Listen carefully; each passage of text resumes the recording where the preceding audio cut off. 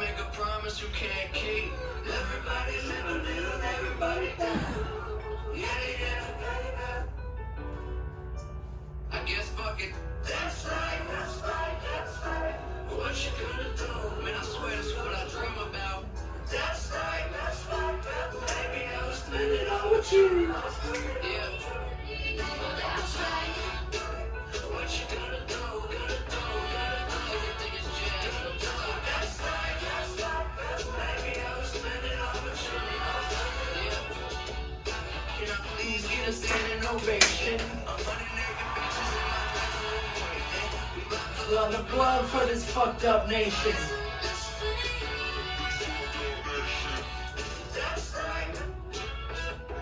What's it gonna do?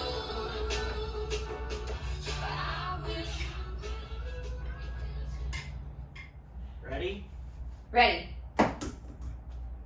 Welcome to That's Life Podcast, episode 8. And we're back. Back again. Tell a friend. And another friend. But seriously, tell a friend. Thank you guys for tuning in once again, episode 8. This episode is going to be about addiction and some of the challenges that people face with it. I know personally my co-host, Lauren, the beautiful Lauren Alison, has had her own struggles with addiction. And I've had several other friends that have also faced challenges with it, ongoing challenges. And it's something that, this is a topic that's newer to me. I've been aware of people going to rehab and having their own issues with substances, but it never was something that personally affected my life. I always thought that I had just the mindset where I could take or leave substances, and where I sit right now, I still feel that's the case. Aside from my vape, I do have a addiction to that. That's, for some reason, I could substantially notice a difference when I don't, just with my mood.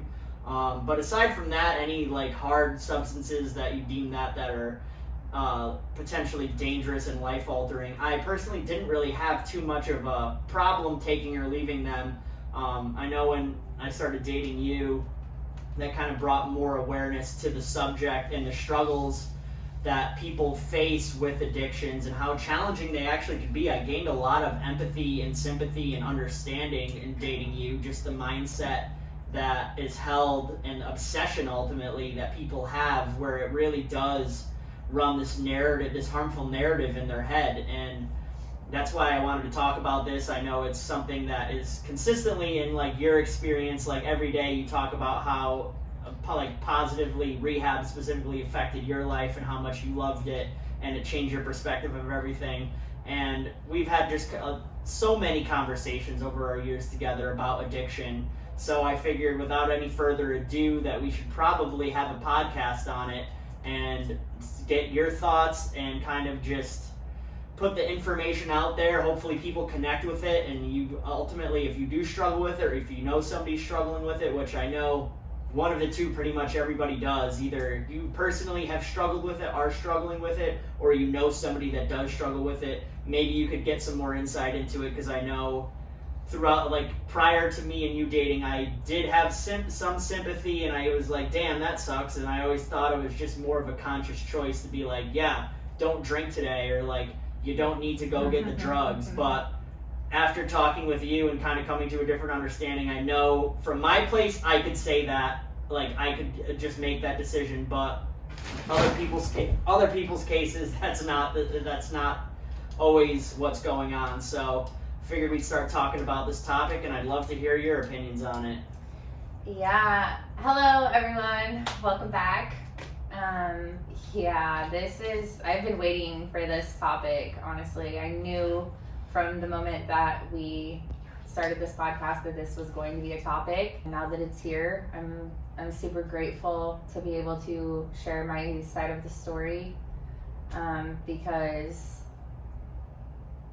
meeting you and being in a relationship with you has only positively affected me. And not only the fact that you pretty much don't drink with me for the most part. Like, you're basically sober as At least well. don't drink in your presence or No. have a drink since we've been together. Yeah, and that's huge for someone that is trying to quit substances. I'm not going to say that substances are the only addiction that we have. I'm just saying from my personal experience, I have struggled with an addiction with alcohol and other drugs. So after meeting you and you just being able to quit like that, well, actually, we didn't quit from the beginning.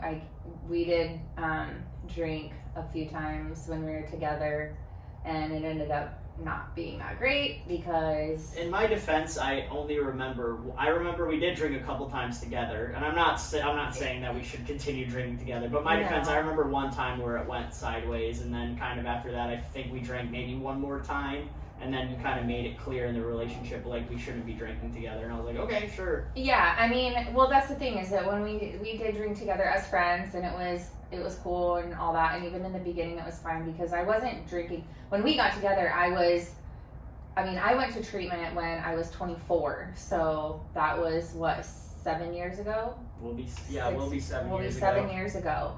So I knew, well, I didn't even know before I went to rehab that I had a problem. So that's another thing too, is that there's a lot of people that I believe are out there that don't necessarily are not aware that they have a problem, because for me, I definitely did, and it took some time for me to acknowledge that and accept that, because I personally came from a family of drinkers, and so that was very normal for me. And so seeing that constantly throughout my life, and then I started drinking when I was 15 years old, so I was around that and friends and stuff, and I just kind of chalked it up to, I was young, I was having fun.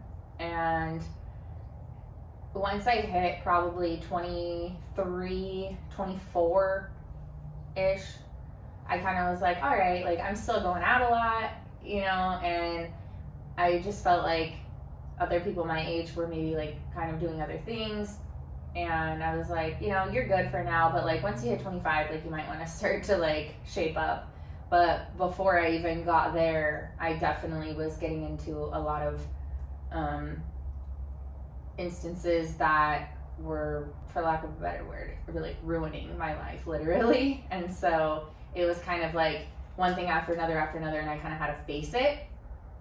And so once I did, and I finally realized, that I had a problem, I was like, holy shit, like, I need help. And actually, even before that, I tried to do it on my own many, many times. I was like, okay, like, I'll stop when I want to. And then once the time came to actually quit when I really wanted to, I couldn't. And so that was really frightening for me. I have a question. When you said you came to the time frame of when it was time to quit and you couldn't, what was stopping you from being able to quit?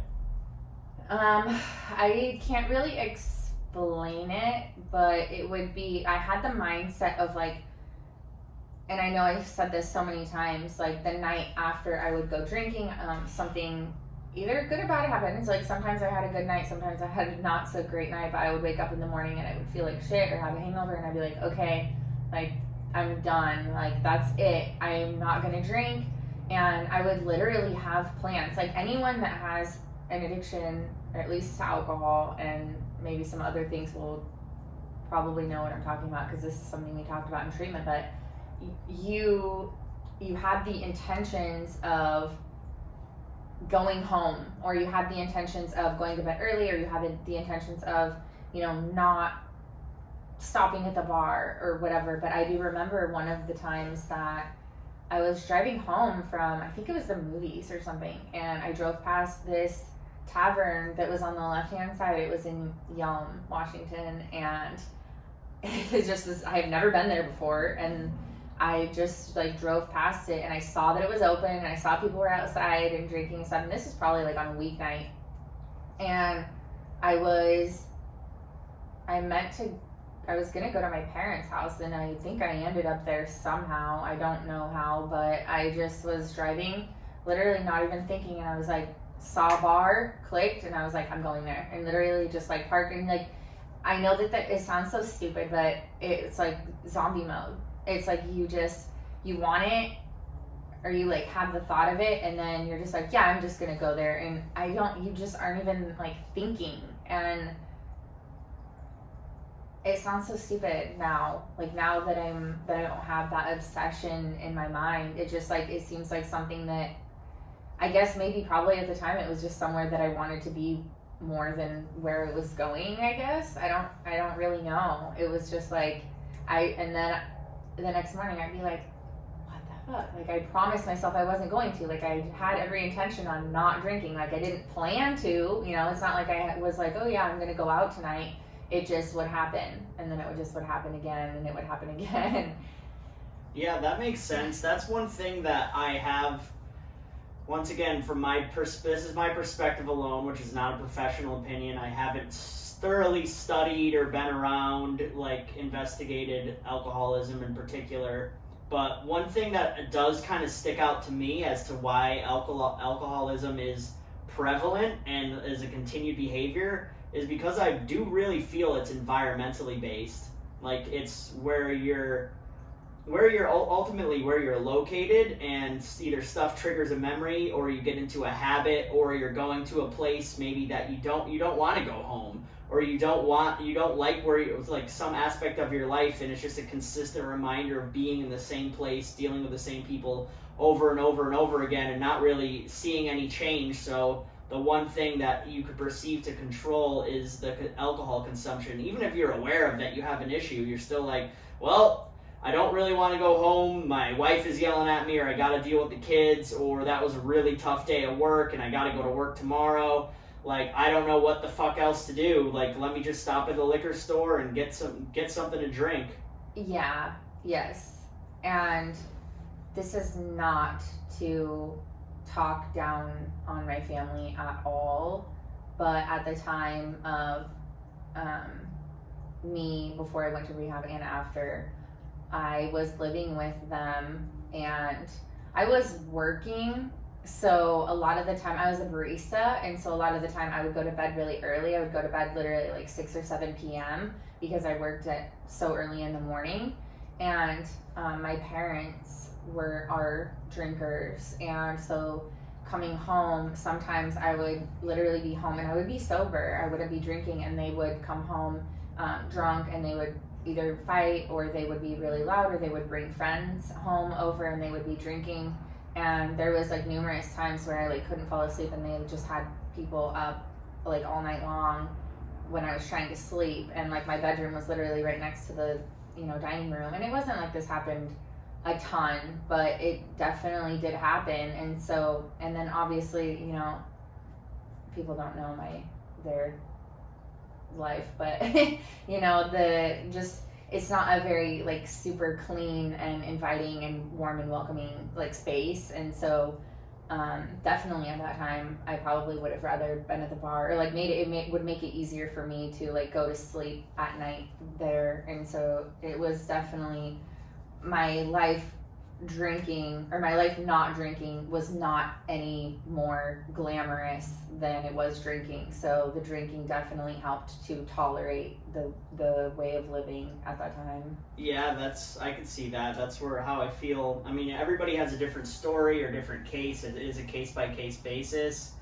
But I do feel that environment plays such a huge role in the feelings and what's going on. So definitely you sharing that, I kind of appreciate that. And I know most of my information that I've gathered from like someone that has dealt with substance abuse issues has come from you. So, but also me looking in third-party perspective at other people that I know that have faced that, it does seem like there was situations or things going on in their life that contributed to their environment where they felt like drinking was their best option or decision to take as far as how to cope with whatever was going on. I have another question that I wanted to ask you involving this. Like, when did you finally come to the conclusion that enough was enough, and like decide to change? So, like, when I actually quit drinking the last time, or like when I first was on the path to being... How about you start from the first time and then tell us how you got to where you're at now, and then I'll kind of input my own experiences correlated with your experiences as they overlap. Okay, so I mean, to try not to make this story super long, to kind of like preface, I started drinking when I was 15 and drank alcoholically from the very first time that I drank. I knew from that moment that I had a problem, but it didn't, at the time I wasn't thinking of it as a problem, but I probably was, honestly, because I was like, I loved it so much that I felt like that was unhealthy to love something that much, like a substance that much. So that kind of was like, ooh, this is probably not good, but I loved it, so I didn't really care. So I drank from 15 on. Just was like, I'm young, partied a lot, partied really hard. I loved it, partied with different groups of people. Pretty much anyone that would keep drinking with me, I would drink, weekdays, weekends, whatever. And it just, once I moved to Spokane, I lived there for a couple years, and I actually, my intentions on moving there, that was probably the first time. So I was, how old was I? I was 21 or 20, how old was I? What year did We you met move? you. You met me in 2016. So I was older. I was probably like 23 when I moved there then. So yeah, that makes sense, because I was living, so I was drinking, hit 21, obviously took full advantage of that, and just drank a ton and really wasn't doing anything. But I was still in my same hometown. I had never moved, and it wasn't until then that I really decided that something had to change. And I think I just knew, like, innately, if I stayed, which I always wanted to leave that town though. I always wanted to move somewhere else, and I really wanted California. I wanted somewhere sunny, and obviously that wasn't really an option for me at that time because I was still young and didn't have that kind of money or like the network to do that yet, or I was afraid to, I guess.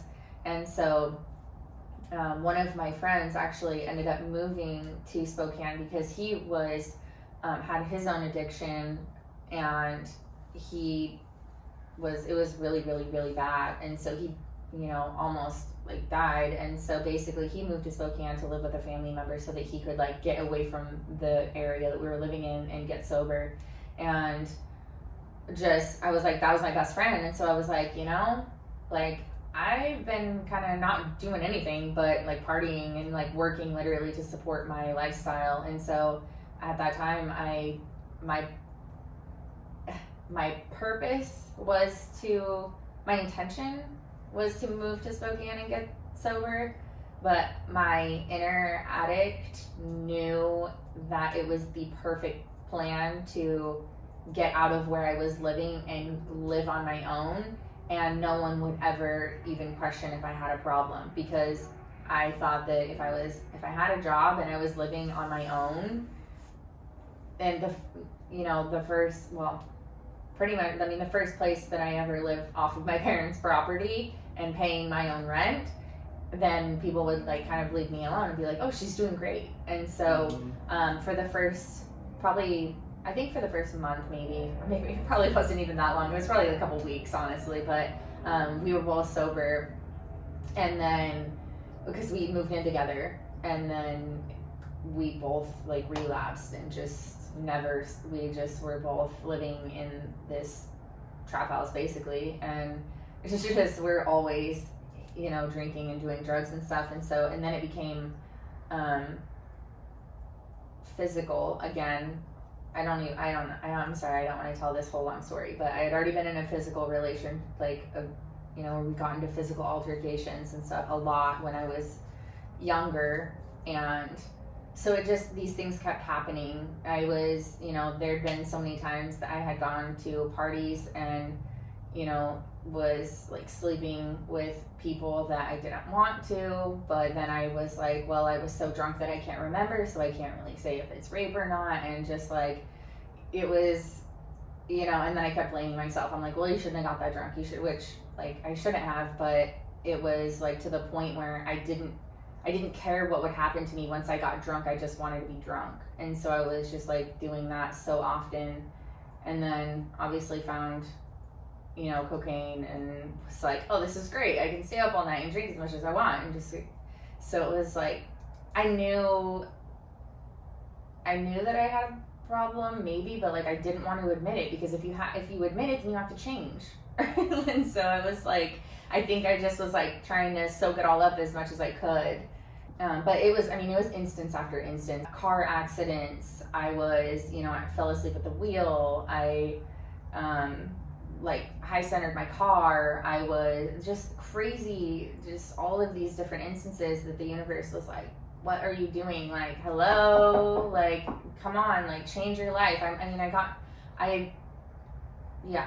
Hospitals and this and that, and stuff, all like my stuff stolen, and I just never cared, because I was like, whatever, like I can just make it back, because I was making a lot of money at a young age. So it was like I would just go to work, and the job that I had, I could go to work drunk, I could drink at work, I could get high at work, you know, I could do all these things when I was at work. And so it was like nothing was stopping me from the lifestyle that I was living. Did you think that affected your productivity at all? Like, Oh yeah.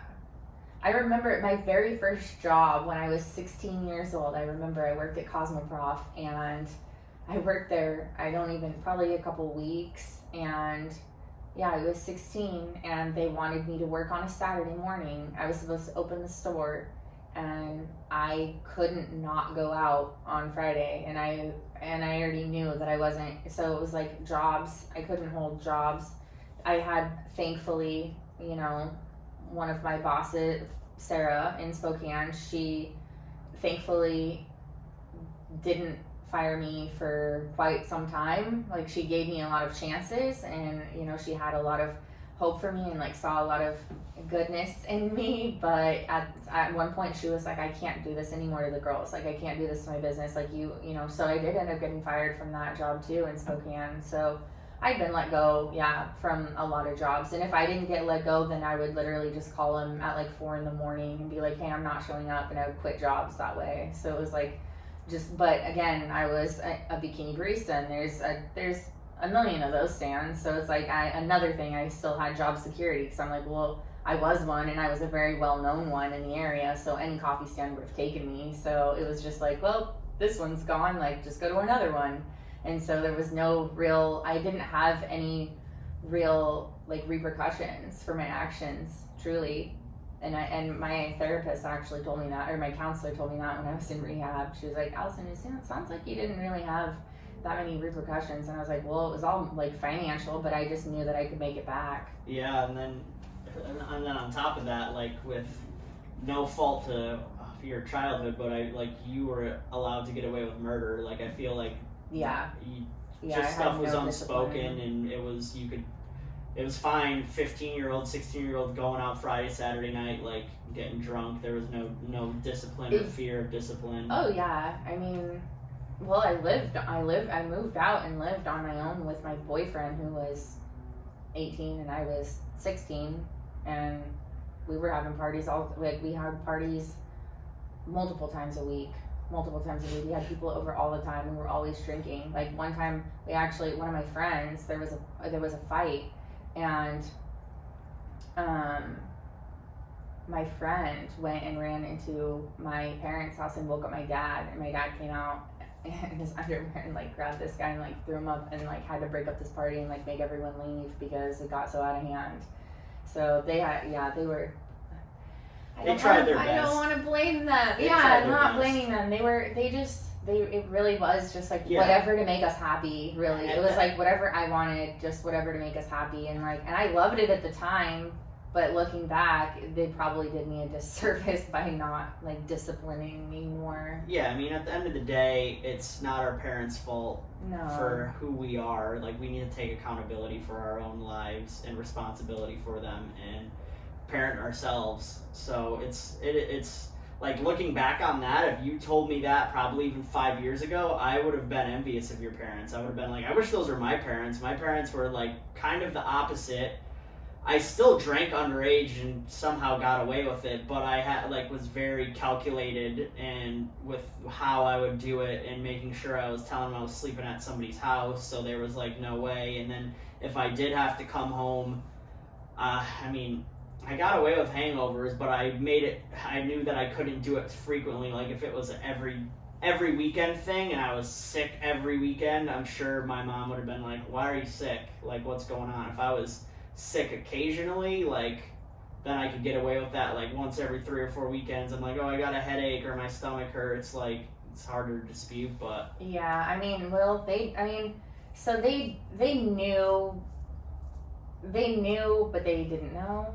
Like, they definitely didn't know, I don't think, to the extent of it, because a lot of it, I tried to keep it, like, it wasn't like an open thing that I was talking to my parents about this. Like, I was very good at just seeing what I could get away with. So I would just do stuff, and I would learn that either they would speak up or they wouldn't. And a lot of the time they wouldn't speak up. So I just kept pushing my boundaries.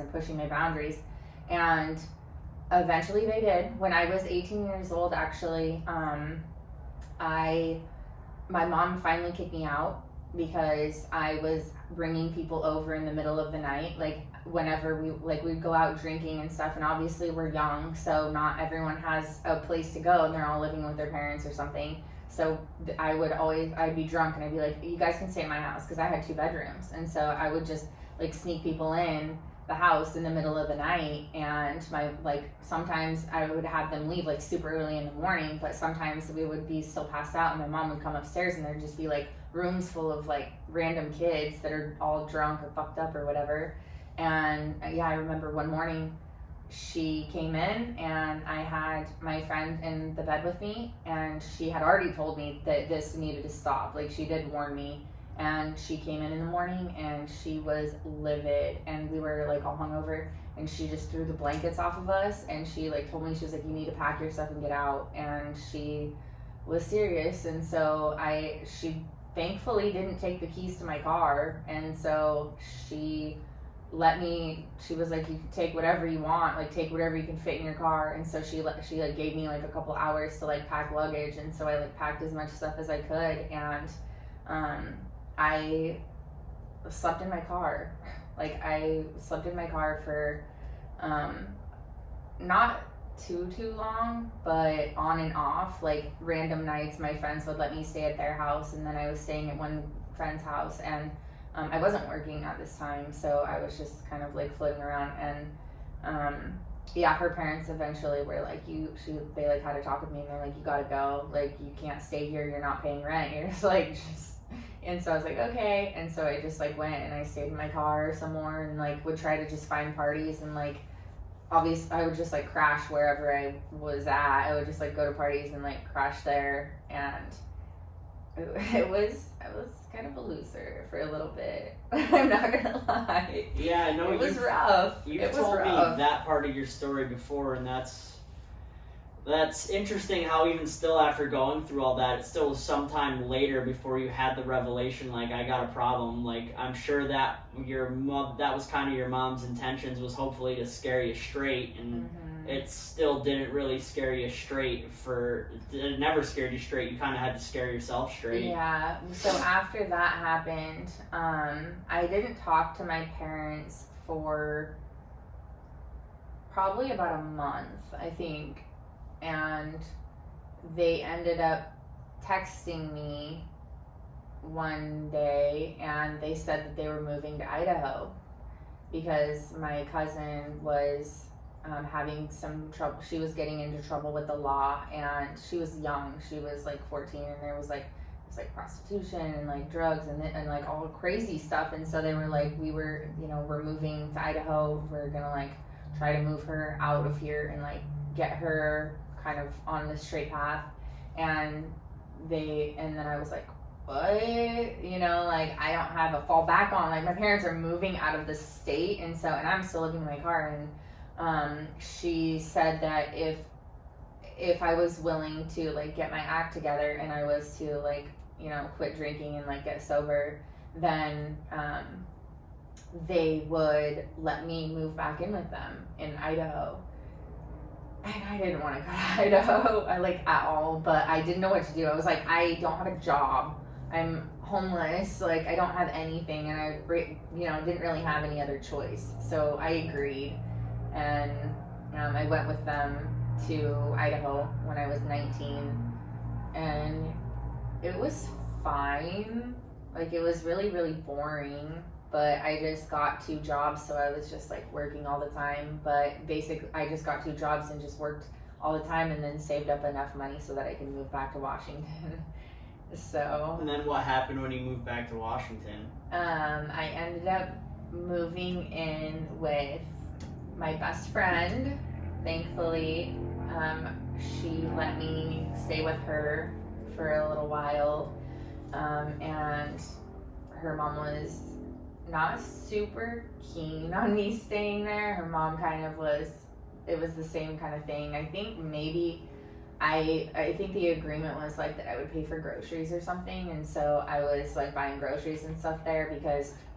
So when I lived in Idaho, I got a job at Walmart and Subway. Those were my 2 jobs, and so I was working there. And then when I wanted to move back to Washington, I was like, I don't have a job, so they would let me transfer, and so I transferred from Walmart to the Walmart in Tumwater, and so I was working there for not that long before. But Walmart, if you work at Walmart, they give you like 10 no-call no-shows before they fire you. So I used up all of those, and then no, it gets even funnier. Actually, I knew, because I counted, and so I knew that I was on my last no-call no-show, and so then I ended up not going to work, because I was like, well, I'm not going to go to my next shift because I'm fired. And then they called me and they were like, hey, where are you? Like, it's your shift today. And I was like, I thought that I would be fired because I had like this many no-call no-shows, and they were like, oh, no, it's fine. Like, do you want to come in? And I was like, no. And so I thought I was getting, kind of tried to manifest it myself. It's like to get fired, and they still weren't going to fire me. And I was like, no, I'm not coming back. So that was actually my my first segue into bikini coffee after that, because some girl reached out to me while I was living in Idaho and was like, I think you'd be really good at this. And so I had that in my mind, and I was like, well, I've never tried this before, but I'm going to try this. So yeah, and then that probably didn't help matters, to be honest. Oh, God. Open Pandora's alcoholic box. Yeah, definitely. I used that job for so long to feed my addictions, because it was like I just, I knew at a 19-year-old, making upwards of $300 to $400 a day, I was, and I'm super, super generous too. So I would be the one at the bar, and I would be buying everyone shots, I would be buying everyone food, I would be, I had my car, so I would drive, I was kind of I had the money of the group, and so I was buying people drugs or giving, I was just very, very generous. But then I was like, it's okay, I make this much at my job, I'll go to work tomorrow, and I can work tomorrow, it's cool, I'll make it back. And so I just did that over and over and over and over and over, and it just definitely supplied me. I wish that I would have done something better with all the money. I've probably made so much money, and that it's just when I was in rehab, they actually make you have a book, and you have to calculate how much money that you, or at least try to, how much money that you spent doing that. And I don't even remember what my number was, but it made me sick. It made me sick to my stomach. So fast forward back, I'm glad you recapped that to Spokane. So now you're in Spokane, you're in this abusive relationship, and also both of you are using different substances. And like you said, that was kind of the first time you kind of were like, okay, I got to do something, or you still continued on where you were like, let's push it a little bit more. Yeah, we were together doing that for a while. Not really when we were together was I thinking that I had a problem and really cared to change, I guess. But it pretty much because we were both doing, we were both doing drugs and drinking so much together, the fighting was just constant, and we like pretty much hated each other at that point. And I ended up hooking up with, I found a drug dealer and ended up hooking up with him, and I don't remember exactly the breakup, but either he found out about it or I was like, I found this other person, like we're done. And so we ended up breaking up. I was working at the stand. I had been working for a while, and so like my job was fairly secure at that point because I was still like we would go out like on the weekends and stuff, but like I still had him with me, and so I was still safe. I felt safe because he would do stuff too, but he definitely was kind of like my bodyguard a little bit, and he would be at home, so like even if we were drinking at home, we'd still be at home, so I was still making it to work and stuff. I didn't really have an issue with making it to work, and I wasn't like drinking and doing drugs at work yet. I was pretty good. I didn't really ever call in the majority of the time because I was one of like better people with better sales, so like I was able to get weekends off. I got like a good schedule, and so I would just mostly go out on the weekends. But then once we were having like super crazy altercations, like when I like smashed a bottle on my head and like told him that I was gonna kill myself, and he got really scared, and like I cut my head open. He called the cops on me, and the police came, like the ambulance came and got me. And like after that night, we were like, we have to be over. Like and he pushed me down in the stove, and I like burnt my whole forearm, like melted that. And it was yeah. So we both agreed like this is super toxic. Like we have to like end this.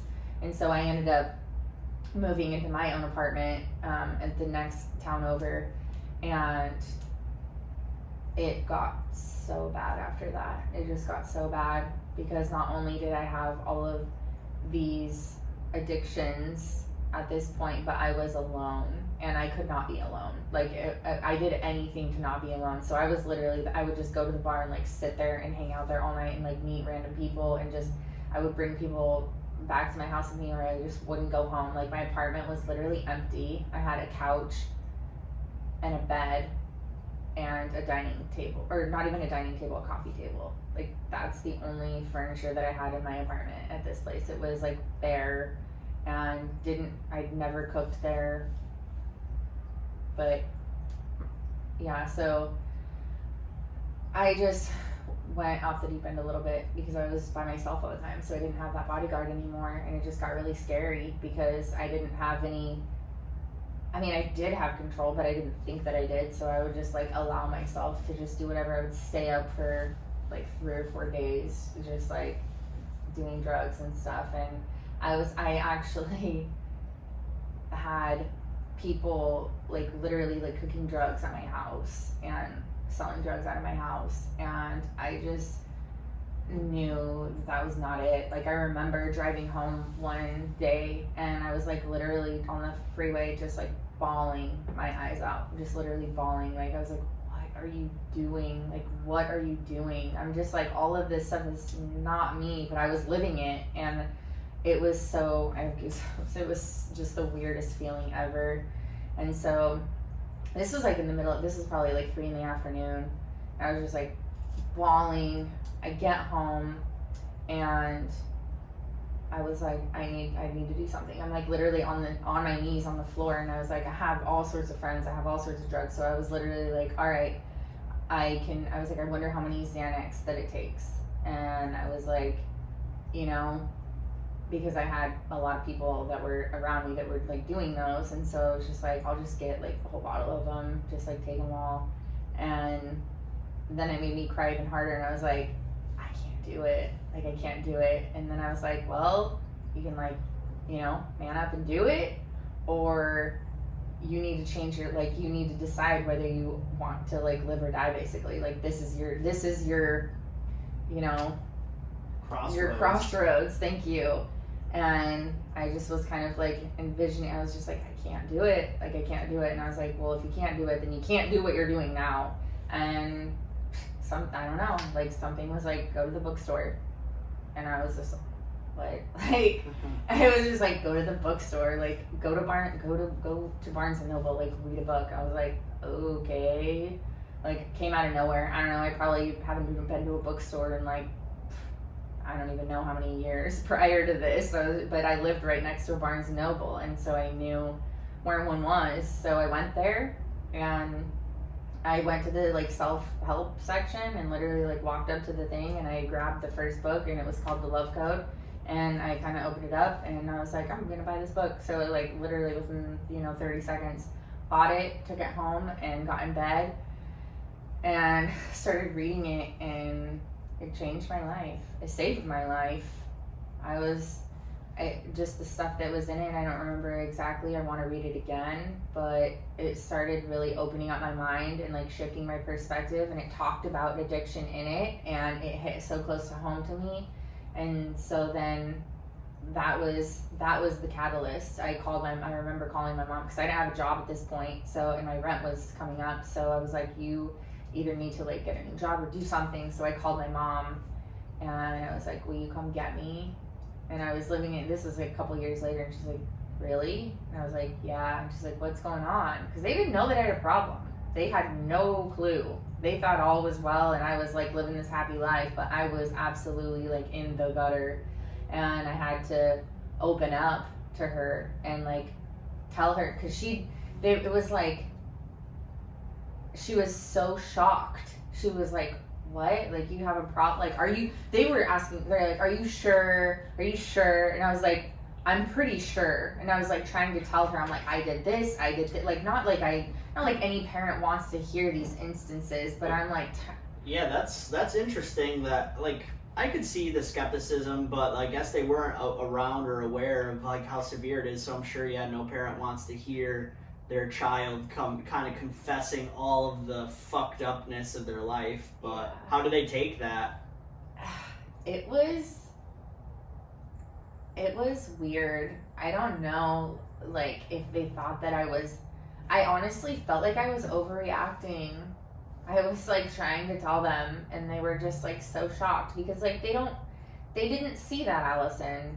I didn't drink in front of my parents, but maybe, like, one time. So they didn't see that version of me. Like, they get to see, like, the funny, I mean, obviously I was not always around, but when they did see me, they saw such a different version of me that I could imagine that was probably really hard for them to understand. But the things that I was, like, telling them, I was, like, trying not to tell them too many details, but I was like, no, this is, like, really bad. Like, it's really bad. But I was just so good at hiding it. Like, I purposefully, I did it from, ever since I've been hiding it since I was 15 years old. I just became, like, a pro at acting like I had my shit together. Like, I thought I was a functioning alcoholic. I was like, well, I have my bills paid, and I have a roof over my head, and I have a vehicle, so I am functioning. I thought that if I had those three things, then, like, I was good, and that is so not true. Like, so once I told them, and they understood, they really saw, they heard some of the things, and they saw that I had a problem, they were like, okay. Like, my mom was like, do you want to go to treatment? And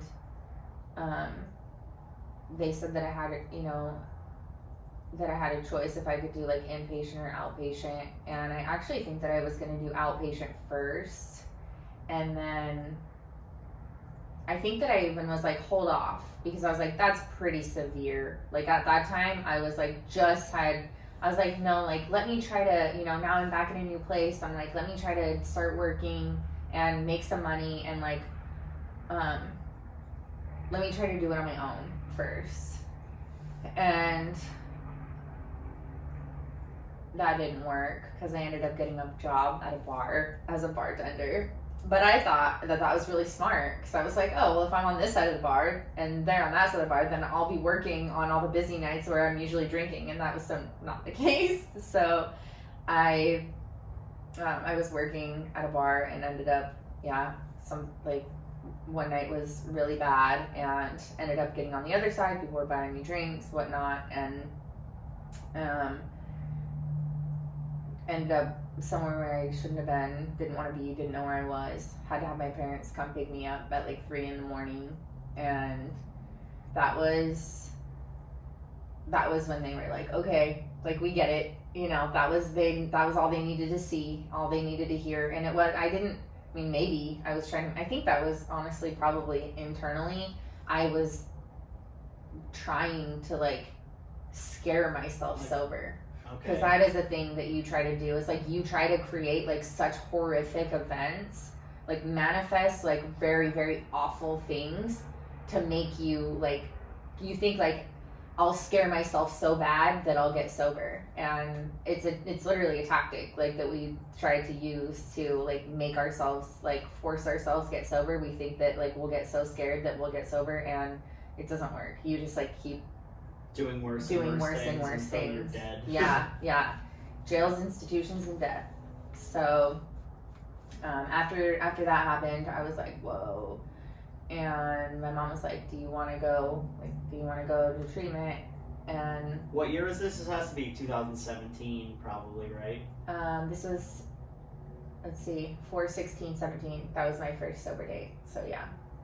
Okay. It was April 2017. So I actually, when I went into treatment, a lot of people drink like up until the time they're getting dropped off, and then they go through detox and stuff. But I actually did stay sober for, I think it was a week before I went into treatment. So I had quit drinking, and then once I got there, I still had to go through detox because they make you do that first before you go into the like facility. So I was in detox like sober with all these people that are like dying, like they're like coming off of drugs. Like one of the girls that I actually became friends with, I hope she's okay and alive today, but in treatment, she was like having a really rough time, and then we were going through detox together, and then we got out, and she was an alcoholic too, but she was an alcoholic to the point where like if she stopped drinking, she would have seizures. And so like while we were in treatment, she ended up like having a seizure like in the middle of the like commons or whatever, and that was like really scary and really eye-opening for me. And I forgot what you asked me though, I'm sorry. Just the time frame of it. You already said that it was 2017. It was in 2017.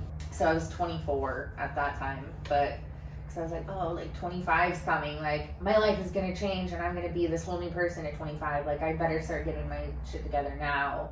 And so that was kind of my like mission. Yeah, you just recently turned 25 in 2016. So yeah. Yeah. Oh, was I? Oh, yeah.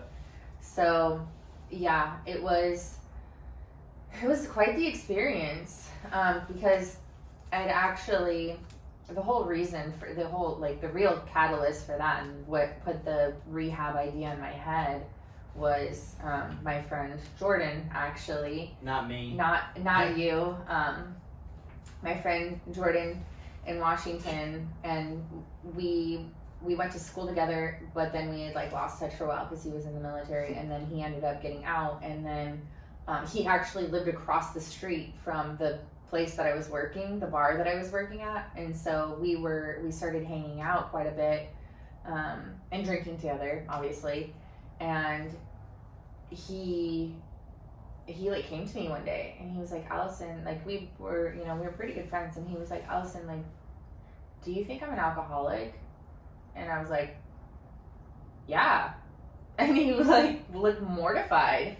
And I was like, what? Like, what's wrong? And he's like, are you serious? And I was like, yeah. And I was like, I mean, I'm an alcoholic. Like, and this is how bad it is. I thought that an alcoholic was literally a term for someone who drank like a lot, who just like drank excessively. So I was like, yeah, like I'm an alcoholic. Like I didn't differentiate. And he was like so taken aback from that, and I was like, yeah, like well, definitely alcoholics. We're drinking like 5 days a week. I do feel like that is a kind of a proper definition. There is a broad definition, and I do think that alcoholism falls under somebody, like, even if your life isn't necessarily showing it, I do feel that alcoholism is somebody that's reliant on a substance, and whether they're aware of it or not, and they're drinking on it frequently. If you're relying on alcohol 5 nights a week, or even potentially less than that, or you're drinking in excess with the intentions of getting drunk, like that could be quantified as being an alcoholic. Yeah, and I knew that I was an alcoholic, but I guess I just didn't see it as a problem. Like I was like, oh, like I'm an alcoholic, but there's levels to it, because I'm an alcoholic, but like I'm not. Well, actually, I was, though. That's a lie. Like I would like start shaking, and I was like physically addicted to it too, like, and yeah. So once I said that to him, like the next day or the next week or whatever, he's like texts me and he's like, hey, like I talked to my dad and I'm going to rehab. I was like, what? Like, because of what I said, you're going to rehab? Like, to me at that time, rehab was like, excuse my language, but I'm thinking it's just like, oh, that's for like junkies and like, you know what I mean? I'm like, I had totally a different perspective. Like our society, like I feel at that time, I was like, there was such a stigma with that. I was like, ew, like treatment, like rehab, what? Like who goes to rehab? That's, you know, you don't need rehab. We're on a higher level than that. Mm-hmm. And so I was like, really? And he's like, yeah. He's like, I talked to my dad, like I really do think I have a problem. I'm really depressed. I'm, you know, having a hard time, and like I want to get better. And I was like, okay. And I told him, I was like, I'm gonna get sober with you. And I was like, I'm not, you know, I didn't think that for myself, but he went to treatment, and I told him, I was like, the day, like when you go to treatment, I was like, I'm gonna be sober, and so like when you get out after 30 days, like, you know, we can start doing sober things together. And I made it 10 days, and then I ended up, I think it might have been, it wasn't that night, was it? I'm trying to think, it might have been that night in Yelm, honestly, the night that I told you about, where I was like intentionally not drinking. Like I was like, nope, not drinking. And then that night I ended up drinking. And so then that's when I was like, I was really freaked out, because I was like, I was so serious about stopping. And when I ended up drinking again, I finally admitted I am powerless over this thing. Like, I don't know what it is, but this thing is literally controlling my life. And that's when I was like, I don't know. Obviously, I've tried my way of fixing it, and I've tried my way over and over again. And I'm like, that's when I learned, like, the definition of insanity is doing the same thing over and over again and expecting different results. And so I was like, maybe your way isn't working. Like, you're going to try your way over and over again, and you're going to end up drinking again. And I was like, maybe they have something good to say in there. Like, maybe I have something to learn. I was like, they might know better than I might not get sober, but they might teach me something. So when I went in there, I was the, driest sponge ever. I was like, I'm soaking up every little bit of information I can here. I was always taking notes. I was always asking questions.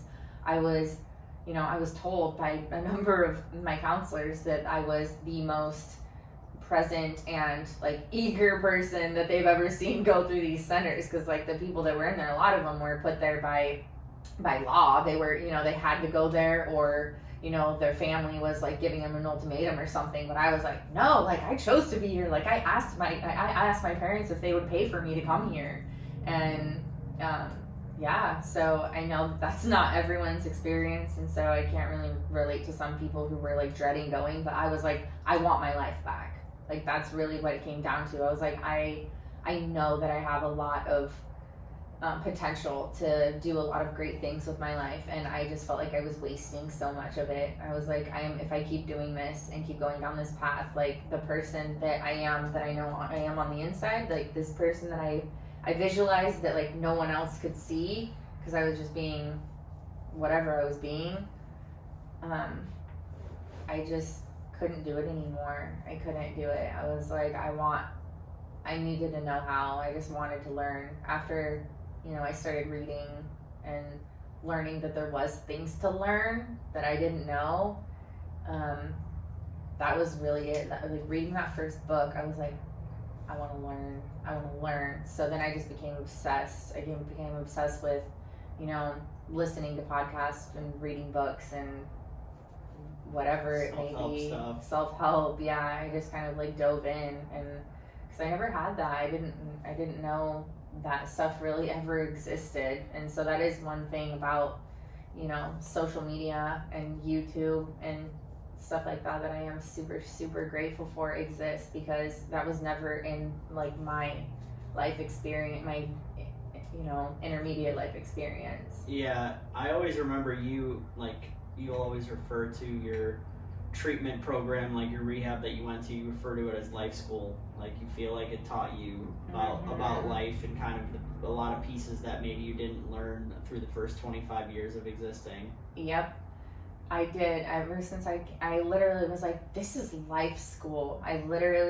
do feel to this day that humans should, you know, once they get out of high school or whatever schooling that they're, you know, required to do, they should have to go through, you know, maybe call it something different if you don't like the word rehab, I don't know. But the thing that I learned when I went to rehab was that it has nothing to do with the substance.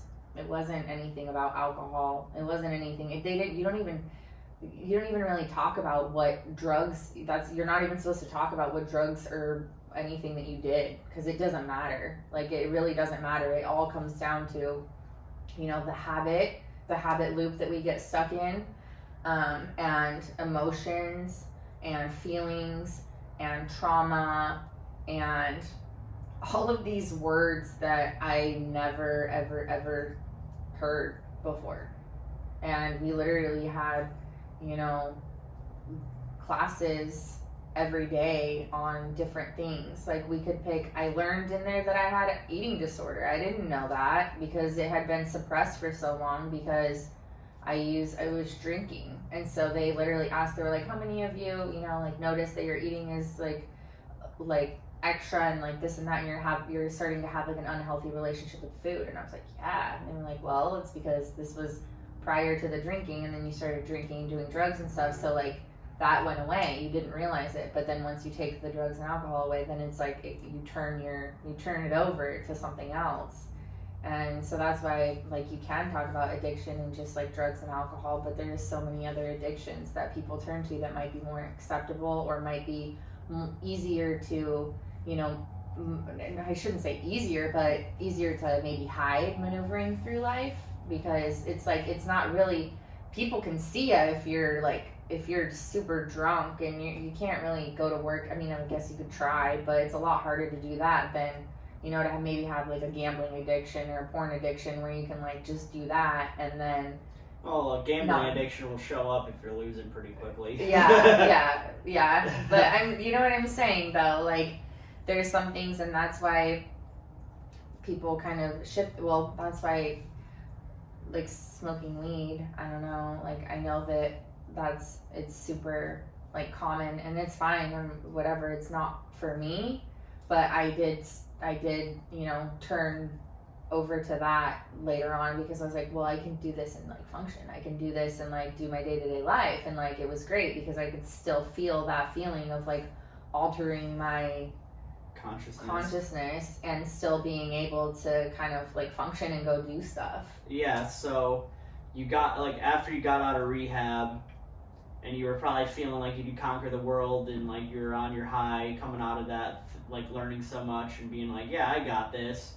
How did your transition go back into the real world where like alcohol is prevalent and everybody seems to be drinking and there's bars everywhere and all your friends are drinking? And yeah, it got really lonely, and they call it a pink cloud. So you're on the pink cloud, so you're on the high of being sober, and I definitely had no intentions of drinking, and I didn't know. Forever sounded like a long time, so I was like, you know, I'm gonna stay sober for as long as I can. I was like, if I relapse, like, I didn't plan on it, like, I didn't premeditate it by any means, but I wanted to be realistic, and I knew, like, my life, and I was like, I didn't see it happening anytime soon, but I was like, I definitely feel like I'm probably going to have at least, like, one relapse out of here, because they do tell you that, like, they tell you in there, which I mean, I guess it's kind of a good thing, but at the same time, like it's kind of setting your standards low. Definitely. You're like, oh, it's fine if I relapse, it's expected. Exactly. They tell you like only like 98% of people relapse or something. So it's like, oh wow, like so you're telling me there's a chance.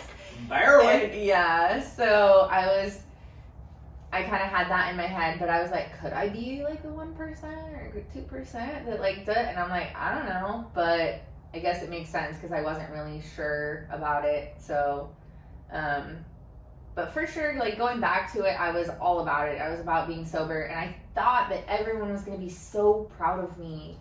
I thought that once I got out, that everyone was going to like, you know, not that I was doing it for the praise at all. But I definitely thought people were going to be really proud of me and like look up to me. And it didn't come, that did not happen. It was actually the opposite. And that really made me sad because I was expecting, you know, like just people to like look up to me, I guess. And like maybe I could like help somebody too. Like, look at me, I did it. Like, I know it's so hard. And like, and it was more or less, I don't know how to explain it. Like, I definitely isolated myself a lot because of that reason, because I don't think that people like intentionally they just didn't really have the respect. Like, people would still either invite me places or like ask me to drink with them or something, and I would try to like tell them like, no, I'm sober. Like, I just got out of rehab, and people didn't really have, people didn't have the respect. They didn't have the respect. And so I was like, all right. And then I started to realize, I was like, there's so many of you that have a problem. Like, not that I'm like better than anyone, but I was like, I felt really good about myself because I was like, at least I admit it, because I was one of you in denial. And so many of the people that are around were just like in denial. And just like, I'm functioning. And I'm like, okay, whatever you tell yourself, but like your life says differently. And yeah, so I isolated a lot because I was like, well, if I'm going to do this, like I didn't really have a crazy amount of support when my parents, I know that they did the best that they could in what they thought was supporting me, I guess. But my famous story, once they picked me up from rehab, they took me to a tavern and to get lunch, and yeah, that was really strange to me. But obviously I wasn't going to drink, but they drank because they didn't have a problem. I did. And that's what I was told. So, they were told by my counselors and stuff to take alcohol out of the house, and that never happened. It was just, a lot of cards were stacked against me, but I still didn't, at that time I didn't care, and I didn't think that it mattered, because I was like, no, like, people would ask me, they're like, is it okay? Like, can I get a drink? And I'm like, yeah, you're good. Like, I don't care. Like, I'm not going to drink. And it didn't, but at the same time, subconsciously, I'm sure that it did. Like, they tell you too. They're like, hang out at the barber shop long enough, you're gonna get a haircut. That's the famous line. So, I was trying to just do all the same things, but just doing it sober, and I could only do it for so long. And then, I ended up meeting someone and kind of bribed him into letting me drink, because he was a stranger. So I was like, he doesn't know like my life or how my problem. So like, I can get this person to like let me drink. Like, I needed his permission or something, because I was like, would be too hard for me to give myself permission, I guess. So I was like looking for permission in someone else. One part of the story that I guess I'm not straight on is, was this before or after San Diego?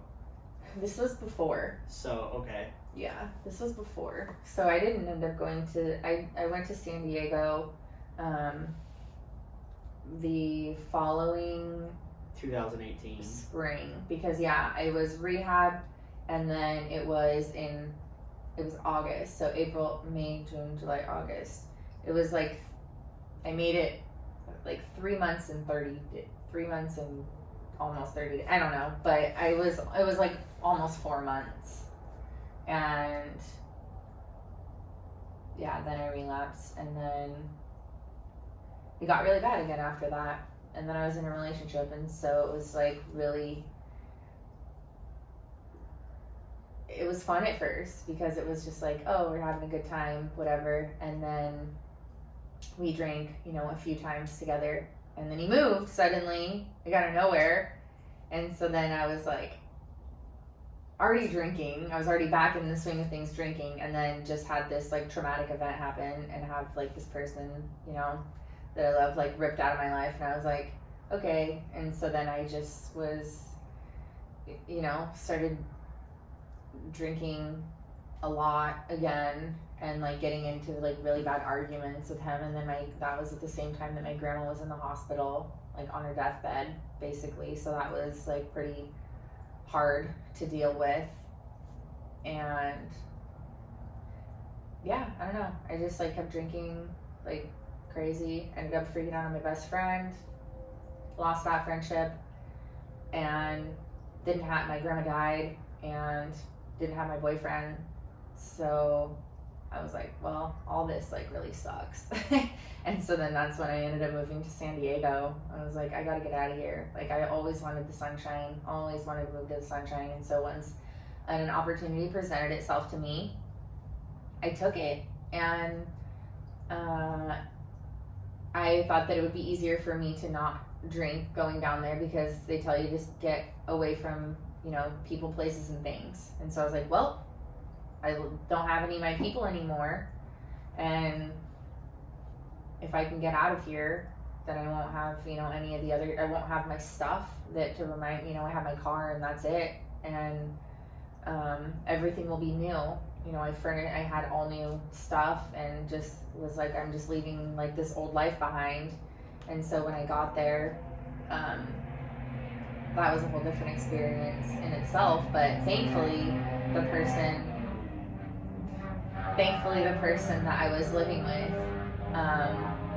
didn't drink, and so that did help me, because I don't know, it was a lot easier for me to, I'm in a like area that I'm new to, and so I was like, okay, like I don't have to drink, but I was smoking weed every day, like all day, every day. So, but I was like, I'm sober. I was like, I'm not drinking, so I'm good. But I definitely was still like using that to like numb things, I feel, because I would be like really, I'd get really high like all day. How did you function being that high? Like, knowing you now and like your relationship with weed, I can't imagine you like being high all day, every day, functioning, doing stuff, because like I can't even envision it, because I know where I sit with like weed, and like I respect it, and I do understand it has utilities, and CBD's great without like THC, but I can't function if I'm high, and like I feel like I can't imagine you being able to do that. Like, how are you able to do that and just like go about your everyday life? I don't know, honestly. I guess because I had, at this time is when I started my like premium Snapchat and OnlyFans all around the same time. And so this was my first time not working for a company, or I was, but not working at a job where I had to physically go to. And so I was making money all from home. So like I was kind of thrown into, it was hard for me to grasp that for quite some time, that I didn't have to go somewhere, because it's like, that's just what you do. Like you go to work. And so it was really hard for me to understand that. But I was making really good money. But all I did during the day was make content. I just made content, and I did go to the gym. So I would just go to the gym. I wasn't high. Actually, sometimes I would, but I tried not to all the time, because like sometimes my workouts would be good, and then sometimes I would be like super lazy. I always remember hearing that Arnold Schwarzenegger worked out high, so I don't know how many times I would like try to, that's exactly. Sometimes it would be really, it would be awesome, and then other times you would just be dead, and you're like, what am I doing here? I just want to go home. Yeah. So because I was really serious about the gym at that time, I decided not to go to the gym high that much. So I would usually just go to the gym, and then I would, come home and get high, like eat food and create content mostly. And that's pretty much what my life, and then did photo shoots. Like we would go out to the beach and shoot and stuff, but I was never really driving that much. I was just always passengering. So he was just like always like giving me weed, and I was working with a company that gave me free weed. So I was like I had like candies and like just weed all the time, which it even at that time, it wasn't my drug of choice. Like it was fine and I liked it, but I basically just did it because I wasn't drinking. Like I wanted to drink, but I was like, well, it's kind of pointless. And like I was kind of under like tight wraps a little bit when I was there. So it was just like, well, it just wasn't. I was like, I'll just smoke weed. That's fine. Like that's okay. And I did drink a couple of times, but yeah. I mostly just smoked weed when I was there. And then so you smoked weed when we were there. Stuff ended up going down. You ended up leaving there. Did you continue to smoke weed, or did you when you went back to Washington, did you switch back to alcohol? Did you take a sober break and try to get sober completely again? What happened when your San Diego journey was wrapping up and you were coming back home? Let's see. When I came back home from San Diego, that is when I moved. I was living in Tacoma. I got in an apartment in Tacoma, and I knew, from the second that I left San Diego, I knew that my stay in Washington was very short-lived. Thankfully, I had money saved up when I was in San Diego because I was making really good money, and so I had some money saved up, so I could immediately just get into my own place when I moved to Washington. But I knew it was going to be really short-lived because as soon as I was done with this person that was my manager, he never wanted me to get into porn, and then once I was no longer working with him, I made the decision to go to Washington because the reason why I wanted to go to Washington was because it was familiar to me. I could be around family and kind of have, You had bikini baristas to fall back on. Yeah, exactly. And that's why I wanted to go there because I already had, I had these two avenues that were making me money outside of being at a job. So I could make them, and then I was like, if I'm making this much money plus I'm going to a stand and working at a coffee stand at the same time, and I have all this money, I can definitely save up very quickly and have enough money to move back to LA. And I was like, and then I just wanted, at that time, I just figured that I would use it to, spend a little bit of time with family before I knew that I was going to be leaving again, kind of regroup, because bikini coffee is definitely my fallback. And so whenever I went to Washington, that was, kind of my home. So, I moved back in January, and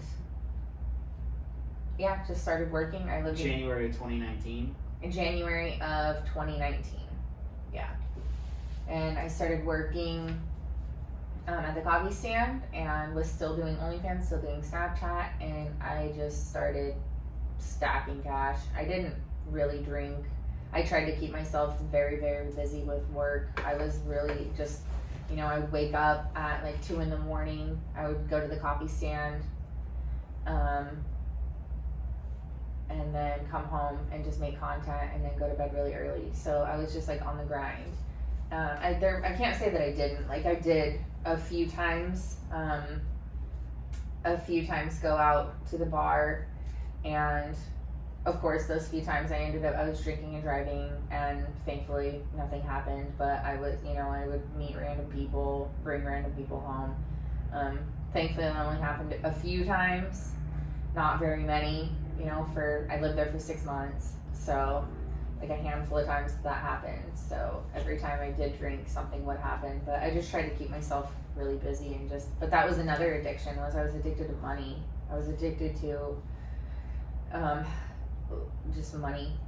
And that's all I really cared about was money, to be honest, at that point in time. Yeah. And so it was like anything that could get me more of it. And yeah, so I knew too, I was like, if I'm just staying busy and I'm working a lot, then I will try not to drink as much as possible, because I knew that was a dangerous road. But I wasn't sober, really. Like, I was kind of just this in between, like, I'll drink every once in a while and like try to do that whole thing. But every once in a while when I did drink, like, usually something happened. Yeah, so you were toting the line of drinking, but kind of justifying it to yourself, like, well, I got my priorities straight, money's my motive, I'm just gonna put money first and like grind so I could get back to LA. But like, knowing your story and hearing it, I know the industry, like being a sex worker in that industry, how that probably was challenging to stay sober because of just what ultimately you felt, that whether you were conscious of it or like subconscious aware of it or not, that it was kind of emotional toll it was taking on you. So I don't know if you wanted to talk about that at all. Yeah, definitely. So I promised myself, I know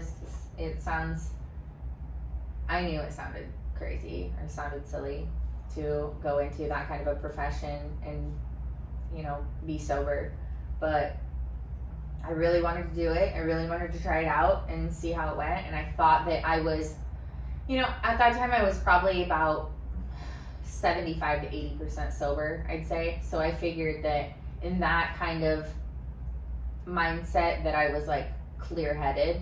I was like, I'm clear-headed enough to make this decision.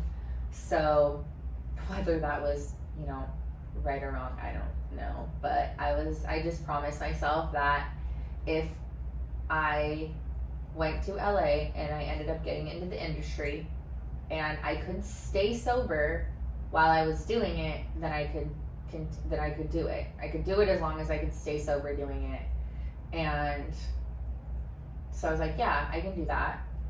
Because I knew, I was like, there's going to be a lot of temptations. You're going to meet a lot of people. There's going to be a lot of parties. You're going to have, obviously I was trying to get famous at the time and trying to, do that. And so I was like, you're going to meet people. You're in LA and you're going to get invited to places. You're going to get asked to do stuff. Like, so I went there and I didn't stay sober. I probably was, probably about 75% sober, I'd say. Which But still isn't sober, but no, even it's saying not. that, like, Yeah. 75% sober. It's like I mean, I was sober like 75% of the time. that you were awake.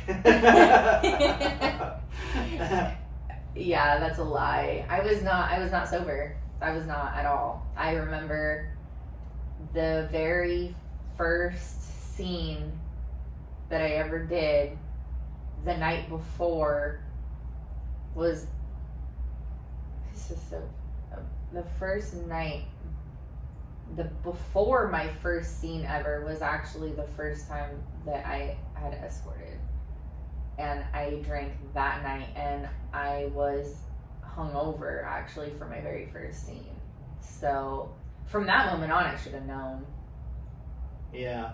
From that moment on, I should have known. If I couldn't even, and I just tried to, see, even like you said, me saying 70, I was literally trying to justify my way through it and be like, oh, I'm not that. But it's like, no, because I started doing drugs. I started doing, like, I was doing, like, whippets in my apartment alone and, like, doing, but when I wasn't drinking, like, I would drink with people, or I would, if I wasn't drinking, then I was overeating. That was my other, I turned to that. So I was like, well, I'm staying sober, but then my eating got out of control. So it was always something. It was just very unhealthy. It was really unhealthy. And I just kept telling myself that I was like, that I was good, I guess. but I knew that I couldn't stop, obviously, or else I would have if I could have, but I couldn't. Up until I'm even meeting you. You met me when I was in LA, and I was drinking when we were hanging out with friends and stuff. I know I've told you this, and like it's ultimately it's fine, but I know like when we did hang out, I kind of knew you had your own struggles with it, and generally the first few times we hung out, we were drinking. And I do remember always being like, if we don't have to drink if you don't want to, like, I'm sorry, like, and you would always be like, no, it's fine, we could drink, and then like it would make me feel better. I'm like, all right, like, I know that I'm not sober, but I don't want to be the catalyst for ruining anybody else's sobriety. Like, if they're trying to be sober, I could not drink for that purpose, like, because I know that's important to them. But still, at that time, I didn't quite understand the, like, in your case, like, your story or your struggles with it. And like, looking back, I still feel bad about that, but I'm glad you have the relationship you do now with alcohol. But it was when we like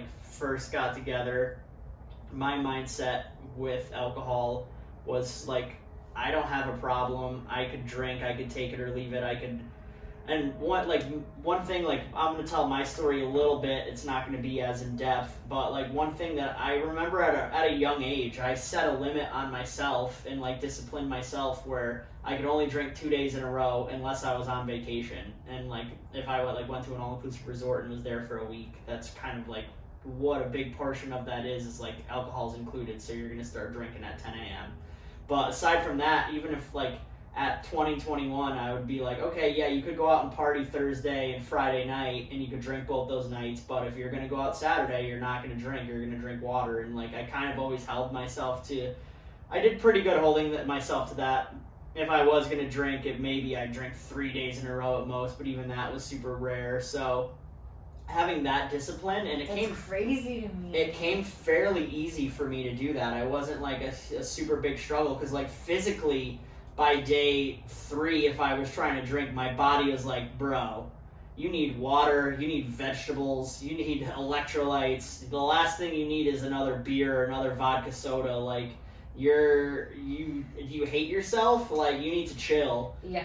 And I like physically just like couldn't do that. And then even as the older I got, and say I went to a music festival, or I did even went on a vacation where I would allow myself to drink 3 or 4 days or 5 days in a row, I was like, by the end of it, my anxiety and the feelings that I would have would just be so high and heightened, and I was like, dude, I can't do, like, I literally need to lay in bed all day, drink water, eat some like healthy food, and like regroup. And like the mental fog, even after, I could feel the fogginess for days after, where maybe I wasn't physically like wanting to puke or have a headache, but I still was like not as sharp as I'm like, I could feel this bogging me down, and I'm paying for this up to a week after I've done it. So that was always kind of present throughout my entire relationship with alcohol, where I'm like, yeah, I know this probably isn't the best for me. And then I also had my own instances where I got into fights or picked fights or said something I shouldn't have done or blacked out, and then got videos of me being blacked out and like were embarrassing.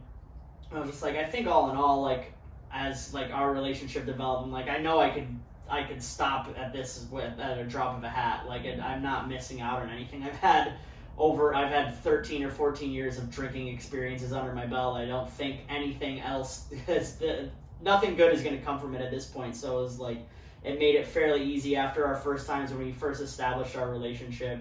And like one of the instances I remember where we did get in a silly fight over something that was just, I don't know, looking back on it, could have been avoided if we weren't drinking. But we were drinking, and then it kind of spiraled downhill from there. It wasn't anything crazy bad, but it was a good foreshadow of a way that our relationship could go if we continued to drink. And I think maybe after that, I remember drinking one more time when it was like the election. We got a couple margaritas, and when we were in like Orange County at the hotel we stayed at. And then after that, we drank on your birthday. And then that was another bad time. Yeah. That was not. Yeah. And like, I was aware. I knew. I mean, obviously I'm me, so I've seen it. But you didn't. I was like, you don't even know what you're in for if I keep drinking. Yeah. I knew. I was like, I am going to lose this person so fast. I remember that, and I remember the feelings kind of after that were like, I don't think I want to, because it just was like, No. it was really an irrational night that I was just like, I don't know how any of that happened. I don't know how we got to this place. This is kind Yeah, that night, I've lived probably hundreds of those. Yeah. And I knew, I was like, oh, if this is already this bad this fast, like, it's not going to get any better. Like, I knew, I was like, we got to, no. I was like, I can't do this to this relationship. Shortly after is kind of when we went on our hiatus, and you continued to have your own drinking experiences, and actually that was your birthday was the last time I drank for quite some time again. And when we weren't together and we were broken up, that was like, all right, I'm gonna be sober. Like, I could do this. Like, prove this to myself. Like, I know that I could not drink and be fine, and I'm gonna like prioritize stuff, like different things. And I was sober for, I don't know, when was the next time I drank? I think the next time I drank was at Lenny's wedding. So it was almost a year that I didn't take a sip of alcohol, and was absolutely fine about it. But I know, like, you had a different, when we weren't together, I know you kind of had a different experience, if you wanted to share that. Yeah. Before we talk about that, I do want to go back to something that you said, because this reminded me, this is actually a thought that I had that while I was younger, but you said something about, you're like, do I hate myself? And I did at that time, and it's so weird for me to think about, but I remember being, when I was in my early 20s, and I would openly tell people that I hated myself. Like, I said it to myself, and I said it to other people, and I did at that time, and I know that that's how I was able to do that to myself, because I don't know, I didn't love my body, and I didn't care about my body and my mind and my health and everything like I do now. Like, obviously I tell myself that I love myself every single day now, and I would never even think to say that ever again. But at that time I did. And another thing that I remember that I would think that somebody actually brought up in treatment, and I was like, whoa, like, you thought that too? But I wasn't intentionally trying to kill myself. Like, obviously I wasn't like going the like big route, but I thought that if I like drank enough, and if I did enough, like, that my body would just either shut down, or like an event so traumatic would happen to me that like it would happen, but I didn't have to actually do it. Yeah. Like, and I was like trying to like slowly kill myself, like, with these things, and like it wasn't, like, nothing was happening except for me getting more and more and more depressed. Well, fast forward, something kind of that could have killed you did kind of happen when we were broken up, and I'm happy it didn't. Very, very happy it didn't. But that's what really shook up my world. Still didn't quite shake it up enough, though. It did shake it up. It did shake it up. It did. Yeah, that wasn't the end. So yeah, we broke up, and I continued on my shenanigans, and decided. That's a good way of putting it. I like shenanigans. Decided to, I don't know, just was missing out on all the fun that I was having. So ended up just getting, flipping my life upside down really quickly after that. I ended up going, I went on a date with a sugar daddy, or a potential sugar daddy, and didn't have intentions of drinking that night, of course. Did end up drinking a bottle of wine while we were there, of course. So after dinner, we didn't hang out after that. We just had dinner and like went our separate ways, and it was still like pretty early on in the night. And so I went to the gas station and I picked up some more wine, and then I went home I was like a little bit buzzed, but then I drank more once I got home, and then I called up one of my friends that lived like 3 hours away, and I told her I was gonna come over, and she was like, "Are you sure?" And I was like, yeah, I'm good. And she's like, "Okay, cool." So I left, and you know, of course, I ran out of wine, so I had to stop at the gas station and get more wine. And so I stopped at the gas station, and I filled up my car, and I got some more wine, and then I pulled out of the gas station, and there was a red light. Well, it was yellow, but then, so I gunned it because it was yellow, and then turned red, and there was a car coming from my left side and T-boned me, and really like messed my car up. Fucking, you know, airbags went off, everything. Scared me. I wasn't hurt. I jammed my thumb, so I always have now I have a funky looking thumb. But yeah, it really scared me, but I was just like, oh. Cause I have been in a good amount of accidents while I was drinking and driving, but not a single one of them was with another person. So that was like, you know, not saying that makes it any worse, but like at that time it just made me feel so awful about myself, because I'm like, that's not their fault. Like that was, you know, like when I did it, it would be it was all my fault. But I just felt so bad, and I was scared, but thankfully they were okay.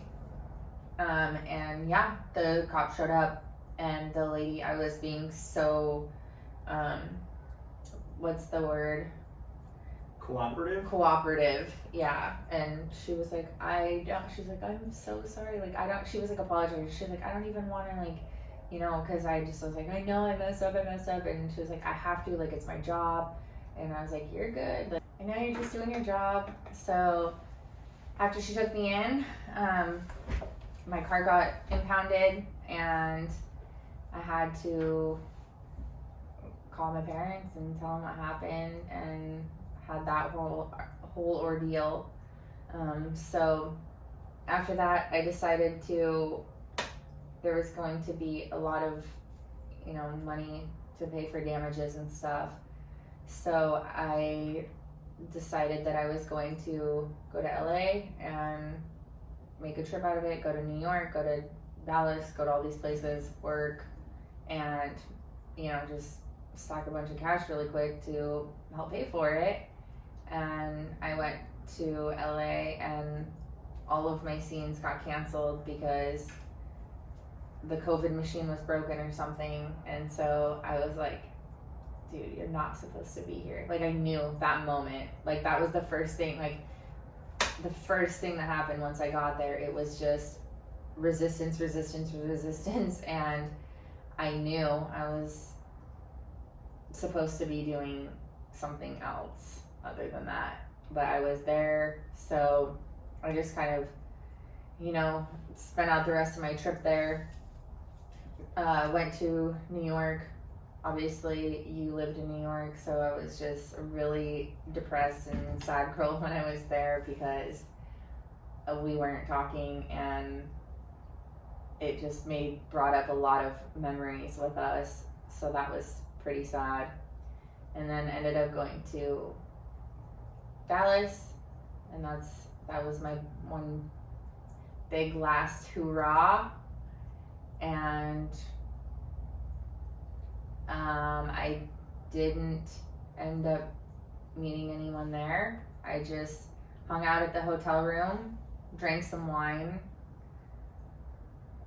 started thinking about you. I remember I was in bed and I was like really sad, and I was like, I can't be here right now, because I was like drunk and in my feels. So I ended up figuring out some place to go drink. Ended up being a nightclub. I was in like sweats and nothing. They weren't even gonna let me in. Got in, ended up partying that night, went back to my hotel room somehow, woke up in the morning and it was a complete mess in there.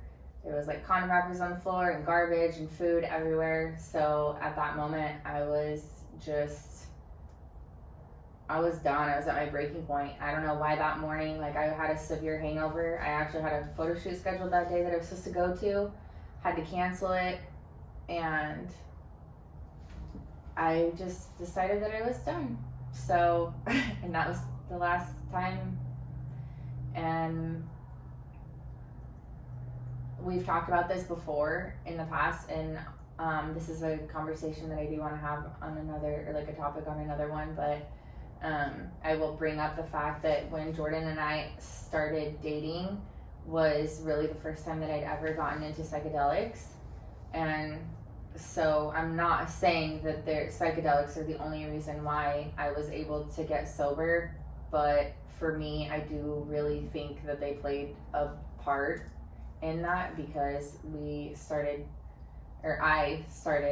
has been on his psychedelic journey, but after I started doing psychedelics, something shifted, I feel, and I guess it just kind of made me feel like I understood the kind of power that I did possess, that I was giving outside myself all of those years, thinking that I really wasn't in control when I really was. And I guess in that moment when I decided to stop, I just knew that, it did help me though, like when we got together, because seeing you and seeing how you were just like, yeah, I can just not drink. And that gave me hope. I was like, well, if he can just not drink, then I can just not drink. But I'd never seen that before in my life, because all the people that were in my life, literally the closest people to me, were all alcoholics. Are all alcoholics. I did not have a single person in my life that was sober with me. And so when Jordan talks about the environment that you're in and the people that you're around, it really does play a very large part, because having support in something, and really somebody that's, might not understand on like a complete level, but having someone there, like I don't want to tell people like get into a relationship and that'll like fix everything, because that's not the case. Like we don't advise that actually. No, and our story is very, very unique, but I really truly believe that, I don't want to like love, and I don't know what really was I just knew. I just had seen it so many times in my life before, and this person that I really loved, I let go because I wanted to drink, and I was just like, I'm going to keep continuing this cycle and like ruin my life over and over again if I continue this. And I didn't want to do that anymore, and so I just leaned into the power that I had within myself, and like how bad did I really want it. I wanted a life that was better than what I had, because I was just not living anything. I was like, this isn't me. I just wanted something different for myself, and it wasn't easy. Like for anyone that's struggling, sometimes it's difficult a little bit for me when I am talking to Jordan, because like for him, in certain times it wasn't hard for him to do that. So on one token I could look at it like, like, oh, it's so easy for you, but on the other token, it really did empower me, and it really did make me feel like I had it in me to do it. Yeah, I'm happy that I'm really happy I was able to be that example, or like that support for you during it. And it definitely wasn't always easy. Like I said, I do not advise, like I didn't know personally the full, like I know, you told the story, I know the full story based like now, but at the time getting into the relationship, I didn't really have a clue or an idea like, or understanding of alcoholism, or how it impacted your life personally, or how it would impact our relationship and come out in different ways. And it's taught me so much about it. So like, I can't take any of it back, and I wouldn't. I'm really grateful. That's like one of the main reasons why I wanted to have this podcast about this topic, because I think it is really important that you get your story out there personally, because it is unique. I know there's probably a lot of similarities with other people that have struggled with substance abuse problems. So, but your story in particular is a very unique one, and I'm like super grateful that you were vulnerable and opened up and were able to share your story. And your story is still continuing on. It's not the end of the story. It's you've made tremendous progress and mindset shifts that I think a lot of people struggle with, and especially how you did it in the relationship. It's not, like I said, I wouldn't advise getting into a relationship, because it has been work for both of us, and you did it without any support, which is, I know when you talk to your therapist is like, how did you do that? And like, I'm still kind of amazed at that, because that is like, as much as I was supportive, it still is you making the decisions and you like trying to catch yourself and make sure that you're being conscious about it. But I think that this episode is amazing, and I want to thank you for sharing your story, but I also think that we should make it a two-parter. And now that you told your story, the next episode will kind of be about like wrapping it all up and kind of talking about how you were able to do it, and how like maybe suggestions or support that we could give other people in doing that. Yeah, definitely. I apologize. I know I have a long story and I can talk a lot, so sorry if this was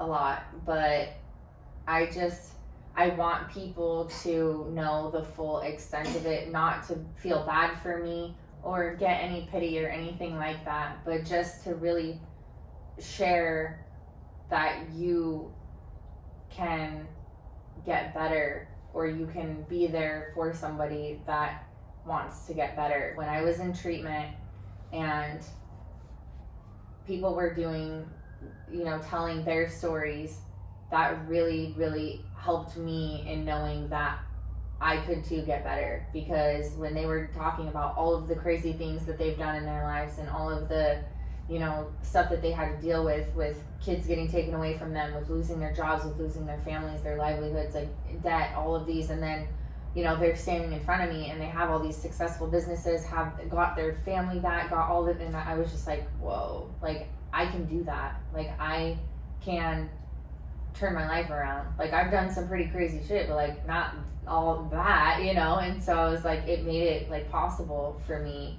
And so for me to share my story, I really just want people to know, that it is possible if you want it. And I know that it's hard, and I don't want people to feel guilty, because sometimes, when you have family members that are like, I want you to change, I want you to change, I want you to change. And sometimes that gives you more guilt and more shame, and just puts the cycle on even longer, because you just have these emotions of, sadness and depression and everything. So yeah, we can talk about it in the next episode of like ways to mindfully cope with it, yeah, how to actively kind of try to help get yourself out of an addiction. And then also what I would like to talk about as well too is like from the support side, is how to support somebody going like that's facing an addiction, because I feel like the support is huge. I mean, you can't do it alone. I mean, you could try, you're gonna white knuckle it, but having support and somebody that could go to and empathize and understand what's going on is huge. So like I said, this is gonna be a two-parter, just for the fact of your story is long and complex and beautiful, and I'm so grateful that you shared it, and I want to thank you for being open and discussing it with everybody. I don't know if you have anything you want to add before we end it, but yeah, I just want to tell everyone, if you have a problem yourself, or if you know somebody that does, please do not give up. I've said this in some of my own videos and stuff, but no matter how many times you have to fall down, just keep standing up, because eventually it will stick, and it will be so worth it. I just celebrated 2 years sobriety, and it is so crazy to me, and I can't believe it, but I know that I have whatever purpose in this life it is to help people to get through, what I went through, because it is literally, it can be misery, and it is, you feel like you're in the deepest, darkest depths of whatever, and I just don't want anyone to have to feel that way and go through that. So if anyone wants to like reach out to me or talk to me or has any questions for Jordan about if they know somebody and they don't know how to be that support for them, definitely reach out to us, because this is a serious like thing, and I take it very seriously, because all of my loved ones almost are still dealing with this, and this is, you know, something that is very hard for me, and I just keep trying to tell myself to lead by example, and in hopes that, you know, I can change the world, because I know that it's a bigger issue than, you know, people are led to believe, because I think that drinking has been so heavily like promoted, and it is so like normalized and this and that, but I've seen it cause like some serious destruction in my life and in others. And there's a way out. Hold out faith and hope. Like you said, we're here for you. There's a part 2 coming. We're gonna be doing it tomorrow with how to just mindfully navigate through those waters. And I wanted to thank everybody for tuning in to this episode, and tune into the next one. And if this resonates with you, please share it with a loved one, repost it on Instagram. You can watch it on YouTube. You can listen to on all streaming platforms. I wanted to thank you guys so much for tuning in. Tune into the next one, and we're out.